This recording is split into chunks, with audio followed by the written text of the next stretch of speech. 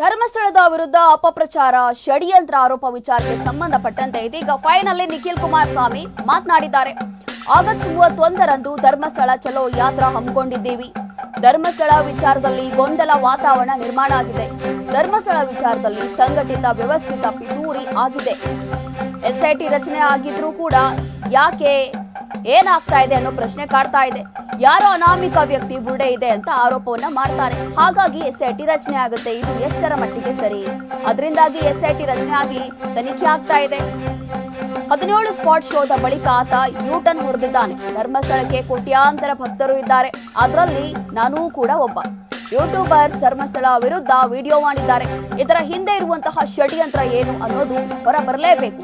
ನಾವು ಕೂಡ NIAಗೆ ತನಿಖೆ ಆಗ್ರಹ ಮಾಡ್ತಾ ಇದ್ದೀವಿ. ನಮ್ಮ ಕಾರ್ಯಕರ್ತರ ಜೊತೆಗೂಡಿ ಸತ್ಯ ಯಾತ್ರಾ ನಡೆಸ್ತೀವಿ ಅಂತ ಹೇಳಿ ಬೆಂಗಳೂರಿನಲ್ಲಿ ಇವತ್ತು JDS ಯುವ ಘಟಕ ಅಧ್ಯಕ್ಷ ನಿಖಿಲ್ ಕುಮಾರಸ್ವಾಮಿ ಮಾತನಾಡಿದ್ರು.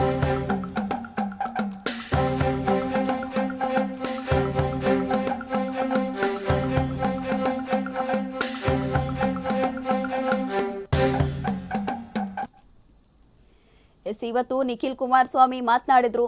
ಧರ್ಮಸ್ಥಳ ವಿರುದ್ಧ ಅಪಪ್ರಚಾರ ಷಡ್ಯಂತ್ರ ಆರೋಪ ವಿಚಾರಕ್ಕೆ ಸಂಬಂಧಪಟ್ಟಂತೆ ಈಗಾಗಲೇ ಬಿಜೆಪಿಯಿಂದ ಧರ್ಮಸ್ಥಳ ಚಲೋ ಯಾತ್ರೆ ನಡೀತಾ ಇದೆ. ಒಂದಷ್ಟು ಬಿಜೆಪಿ ಕಾರ್ಯಕರ್ತರು, ಶಾಸಕರು, ಸಚಿವರು ಈಗಾಗಲೇ ಹೋಗಿ ಧರ್ಮದ ಪರವಾಗಿ ಒಂದಷ್ಟು ಹೋರಾಟಗಳನ್ನ, ಪ್ರತಿಭಟನೆಗಳನ್ನ ಮಾಡ್ತಾ ಇದ್ರು. ಇದೀಗ JDS ಇಂದ ಕೂಡ ಧರ್ಮಸ್ಥಳ ಚಲೋ ಯಾತ್ರೆಯನ್ನ ಹಮ್ಮಿಕೊಂಡಿದ್ದೀವಿ. ಧರ್ಮಸ್ಥಳ ವಿಚಾರದಲ್ಲಿ ಬಹಳ ಗೊಂದಲ ಆಗ್ತಾ ಇದೆ. ಗೊಂದಲವಾಗಿರುವಂತಹ ವಾತಾವರಣ ಸೃಷ್ಟಿ ಮಾಡಿಬಿಟ್ಟಿದ್ದಾರೆ ಒಂದಷ್ಟು ಯೂಟ್ಯೂಬರ್ಸ್ ಇರಬಹುದು. ಎಲ್ಲವೂ ಕೂಡ ಇಲ್ಲಿ ಏನಾಗ್ತಾ ಇದೆ ಅಂತ ಗೊತ್ತಾಗ್ತಾ ಇಲ್ಲ. SIT ರಚನೆ ಆಗಿದೆ, ಆದರೆ ಇಲ್ಲಿ ಏನು ಯೂಸ್ ಆಯಿತು? ಯಾರೋ ಅನಾಮಿಕ ವ್ಯಕ್ತಿ ಬಂದು ಬುರುಡೆ ಇದೆ ಅಥವಾ ಅಸ್ಥಿಪಂಜರ ಇದೆ ಅಂತ ಹೇಳ್ತಾನೆ. ಅವ್ನ ಮಾತು ಕೇಳಿ ಇಷ್ಟೆಲ್ಲ ಶೋಧ ಕಾರ್ಯ ನಡೆದಿತ್ತು. ಆದರೆ ಏನು ಯೂಸ್ ಆಯಿತು? ಸತ್ಯ ಏನಿದೆ ಹೊರಗೆ ಬರಲೇಬೇಕು. ಹಾಗಾಗಿ ಈ ಒಂದು ತನಿಖೆ ಏನಿದೆ NIAಗೆ ಕೊಡಲೇಬೇಕು ಅಂತ ಹೇಳಿ ನಾವು ಕೂಡ ಆಗ್ರಹಿಸ್ತಾ ಇದ್ದೀವಿ. ಯೂಟ್ಯೂಬರ್ಸ್ ಧರ್ಮಸ್ಥಳ ವಿರುದ್ಧ ವಿಡಿಯೋ ಮಾಡಿದ್ದಾರೆ. ಇದರ ಹಿಂದೆ ಯಾರೆಲ್ಲ ಇದ್ದಾರೆ, ಏನು ಷಡ್ಯಂತ್ರ ಆಗ್ತಿದೆ ಅನ್ನೋದು ಬಯಲಾಗಲೇಬೇಕು ಅಂತೇಳಿ ನಮ್ಮ ಕಾರ್ಯಕರ್ತರ ಜೊತೆಗೂಡಿ ನಾವು ಕೂಡ ಸತ್ಯದ ಪರವಾಗಿ ಇರ್ತೀವಿ. ಧರ್ಮಸ್ಥಳ ಚಲೋ ಯಾತ್ರೆಯನ್ನು ಹಮ್ಮಿಕೊಂಡಿದ್ದೀವಿ ಅಂತ ಹೇಳಿ ನಿಖಿಲ್ ಕುಮಾರಸ್ವಾಮಿ ರಿಯಾಕ್ಟ್ ಮಾಡಿದ್ದಾರೆ. ಧರ್ಮಸ್ಥಳದ ಶ್ರೀ ಕ್ಷೇತ್ರದ ಬಗ್ಗೆ ಆಗಿರ್ತಕ್ಕಂಥ ಅಪಮಾನ ಹಾಗೂ ಹಲವಾರು ಅನುಮಾನಗಳಿಗೆ ಎಡೆ ಮಾಡಿಕೊಡ್ತಕ್ಕಂಥದ್ದಕ್ಕೆ ಸರ್ಕಾರ ತನ್ನ ನಡೆಗಳು ಯಾವ ರೀತಿ ಹೆಜ್ಜೆಯನ್ನು ಇಟ್ಟಿದೆ ಅಂತಕ್ಕಂಥದ್ದನ್ನ ನಾವೆಲ್ಲರೂ ಕೂಡ ನೋಡ್ಕೊಂಡು ಬಂದಿದ್ದೇವೆ. SIT ಅಂತಕ್ಕಂಥದ್ದು ಧರ್ಮಸ್ಥಳದ ವಿಚಾರವಾಗಿ ತರಾತುರಿಯಲ್ಲಿ ಬಹಳ ಉತ್ಸಾಹಕತೆಯಿಂದ ಅನೇಕ ಪ್ರಕರಣಗಳಲ್ಲಿ SITಯನ್ನು ರಾಜ್ಯ ಸರ್ಕಾರ ಕಳೆದ 2 ವರ್ಷದಿಂದ ಅದರ ಆಳ ಅಗಲವನ್ನು ಅರ್ಥ ಮಾಡ್ಕೊಳ್ದಿರಾ ಅತ್ಯಂತ ತರಾತುರಿಯಲ್ಲಿ SITಯನ್ನು ರಚನೆ ಮಾಡಿರ್ತಕ್ಕಂಥದ್ದು ಹಲವಾರು ನಿದರ್ಶನಗಳು ನಮ್ಮ ಕಣ್ಣು ಮುಂದೆ ಇದೆ. ಆದರೆ ಧರ್ಮಸ್ಥಳದ ವಿಚಾರವಾಗಿ ಒಂದು ಸಂಘಟಿತ ಮತ್ತೆ ವ್ಯವಸ್ಥಿತವಾದಂಥ ಒಂದು ಪಿತೂರಿ ಮುನ್ನೆಲೆಗೆ ಬಂದಿರತಕ್ಕಂಥದ್ದು SIT ರಚನೆ ಆದ ನಂತರ. ಮೊದಲನೇದಾಗಿ SIT ಯಾತಕ್ಕೋಸ್ಕರ ರಚನೆ ಆಯಿತು ಅಂತಕ್ಕಂಥ ಒಂದು ಯಕ್ಷ ಪ್ರಶ್ನೆ ನಮ್ಮೆಲ್ಲರಿಗೂ ಕಾಡ್ತಾ ಇದೆ. SITಯ ರಚನೆ ಮಾಡ್ತಕ್ಕಂಥದಕ್ಕೆ ಯಾರೋ ಒಬ್ಬ ಅನಾಮಧೇಯ ವ್ಯಕ್ತಿ, ಮಾಧ್ಯಮದ ಮಿತ್ರರು ತಾವೆಲ್ಲರೂ ಕೂಡ ಆತನಿಗೆ ಒಂದು ಹೆಸರನ್ನ ಕೊಟ್ಟಿದ್ರಿ, ಮಾಸ್ಕ್ ಮ್ಯಾನ್ ಅಂತ ಕರೀತಾ ಇದ್ರಿ.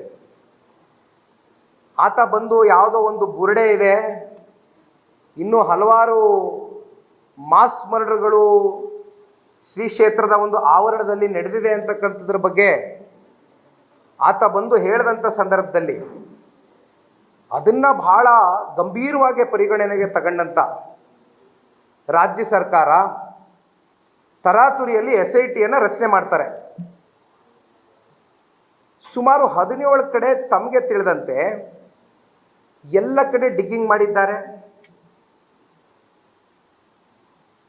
ಆದರೆ ಕೊನೆಗೆ ಆ ಮಾಸ್ಕ್ ಮೇಲೆ ಉಲ್ಟಾ ಹೊಡಿತಕ್ಕಂಥ ಒಂದು ಸಂಗತಿಯನ್ನು ಕೂಡ ಇತ್ತೀಚಿನ ದಿನಗಳಲ್ಲಿ ನೋಡಿದ್ದೀವಿ. ಜೊತೆಯಲ್ಲಿ ಮತ್ತೊಂದು ಯಾರೋ ಹೆಣ್ಮಗಳು ಕೂಡ ಈ ಒಂದು ವಿಚಾರಕ್ಕೆ ಸಂಬಂಧಪಟ್ಟಂತೆ ಅವರು ಕೂಡ ಮಾತನಾಡಿದ್ರು. ಸರ್ಕಾರ ಯಾರೋ ಒಬ್ಬ ಇಬ್ಬ ವ್ಯಕ್ತಿಗಳು ಕೊಟ್ಟಂತ ದೂರಿನ ಮೇಲೆ ಶ್ರೀ ಕ್ಷೇತ್ರ ಧರ್ಮಸ್ಥಳದ ಕಳೆದ 700-800 ವರ್ಷದ ಇತಿಹಾಸವುಳ್ಳ ಧರ್ಮಸ್ಥಳ, ಅಸಂಖ್ಯಾತ ಭಕ್ತರು, ಬಹುಶಃ ಅದು ನಾವು ಒಂದು ಕೌಂಟ್ಗೂ ಕೂಡ ತಗೊಳ್ಳಿಕ್ಕೆ ಆಗೋದಿಲ್ಲ. ಅಷ್ಟು ದೊಡ್ಡ ಮಟ್ಟದ ಕೋಟ್ಯಾಂತರ ಭಕ್ತರು ಪ್ರತಿ ವರ್ಷ ಧರ್ಮಸ್ಥಳ ಶ್ರೀ ಕ್ಷೇತ್ರಕ್ಕೆ ಹೋಗ್ತಕ್ಕಂಥದ್ದನ್ನ ನಾವೇನು ನೋಡಿದ್ದೇವೆ. ಕೋಟ್ಯಾಂತರ ಭಕ್ತರಲ್ಲಿ ನಾನು ಕೂಡ ಒಬ್ಬ. ಪ್ರತಿ ವರ್ಷ ನನ್ನ ಬಾಲ್ಯದಿಂದನೂ ಕೂಡ ನನ್ನ ಕುಟುಂಬದ ಸಮೇತವಾಗಿ ನಿರಂತರವಾಗಿ ಧರ್ಮಸ್ಥಳಕ್ಕೆ ಹೋಗ್ತಾ ಇದ್ದೇನೆ.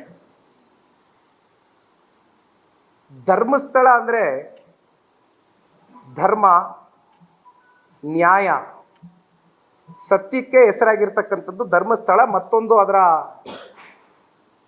ಸತ್ಯದ ಒಂದು ಧರ್ಮದ ಹಾಗೂ ನ್ಯಾಯದ ಮುಖವೇ ಧರ್ಮಸ್ಥಳದ ಮಂಜುನಾಥ ಸ್ವಾಮಿ ಮತ್ತೆ ಅಣ್ಣಪ್ಪ ಸ್ವಾಮಿ. ಇಂಥ ಒಂದು ಶ್ರೀ ಕ್ಷೇತ್ರದ ಬಗ್ಗೆ ರಾಜ್ಯ ಸರ್ಕಾರ ನಡ್ಕೊಂಡಿರ್ತಕ್ಕಂಥ ರೀತಿ, ಯಾರೋ ಒಬ್ರು ಇಬ್ರು ಅದನ್ನ ಹೇಳ್ತಾ ಇದ್ದಂಗೆ ಬಹಳ ಗಂಭೀರವಾಗಿ ತಗೊಂಡಿದ್ದಾರೆ ಅಂತಕ್ಕಂಥದ್ದು ಹೊರನೋಟಕ್ಕೆ ಕಂಡು ಬಂದರೂ ಕೂಡ ಇದರ ಹಿಂದೆ ಒಂದು ದೊಡ್ಡ ಪಿತೂರಿ, ಒಂದು ಕಾನ್ಸ್ಪಿರಸಿನೇ ಅಡಗಿದೆ ಅಂತಕ್ಕಂಥದ್ದು ಇವತ್ತು ಪ್ರತಿಯೊಬ್ಬರಲ್ಲೂ ಕಾಡ್ತಾ ಇರ್ತಕ್ಕಂಥ ಒಂದು ಯಕ್ಷ ಪ್ರಶ್ನೆ.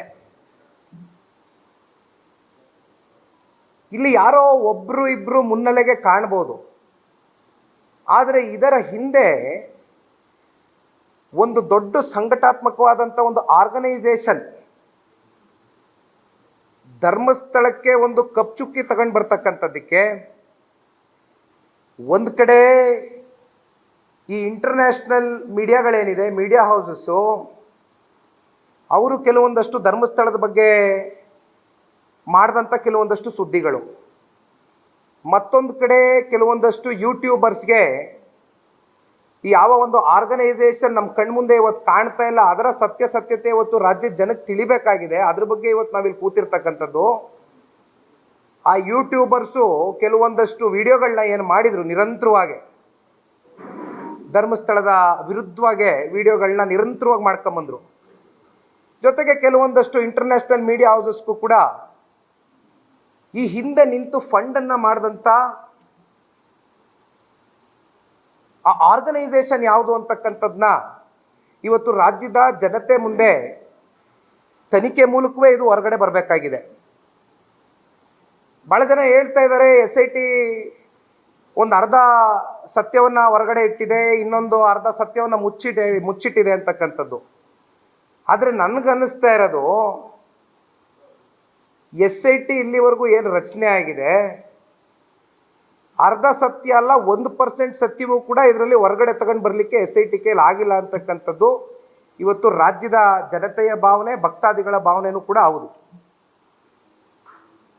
ಈ ವಿಚಾರಕ್ಕೆ ಸಂಬಂಧಪಟ್ಟಂತೆ ಇವತ್ತು ನ್ಯಾಷನಲ್ ಇನ್ವೆಸ್ಟಿಗೇಟಿವ್ ಏಜೆನ್ಸೀಸ್ NIA ಅಂತ ನಾವೇನು ಕರಿತೀವಿ, ಕೇಂದ್ರದಿಂದ ಬಹುಶಃ ಮುಂದಿನ ದಿನಗಳಲ್ಲಿ ಇದರ ಸತ್ಯಾಸತ್ಯತೆ ಏನು, ಇದರ ಹಿಂದೆ ನಿಂತಂಥ ವ್ಯಕ್ತಿಗಳು ಯಾರು, ಇದರ ಹಿಂದೆ ಇರ್ತಕ್ಕಂಥ ಆ ದೊಡ್ಡ ಆರ್ಗನೈಸೇಷನ್ ಆದರೂ ಯಾವುದು ಅಂತಕ್ಕಂಥದ್ದನ್ನ ಇವತ್ತು ರಾಜ್ಯದ ಜನತೆಗೆ ಸಂಪೂರ್ಣವಾಗಿ ಈ ಸತ್ಯತೆಯನ್ನು ಹೊರಗಡೆ ತಗೊಂಡು ಬರಬೇಕು ಅಂತಕ್ಕಂಥದ್ದಾದರೆ NIA ಬಂದು ತನಿಖೆಯನ್ನು ಮಾಡಬೇಕು ಅಂತಕ್ಕಂಥದ್ದನ್ನ ನಮ್ಮ ಮಿತ್ರ ಪಕ್ಷವಾಗಿರ್ತಕ್ಕಂಥ ಭಾರತೀಯ ಜನತಾ ಪಾರ್ಟಿಯು ಕೂಡ ಇತ್ತೀಚಿನ ದಿನಗಳಲ್ಲಿ ಆಗ್ರಹ ಮಾಡಿದೆ.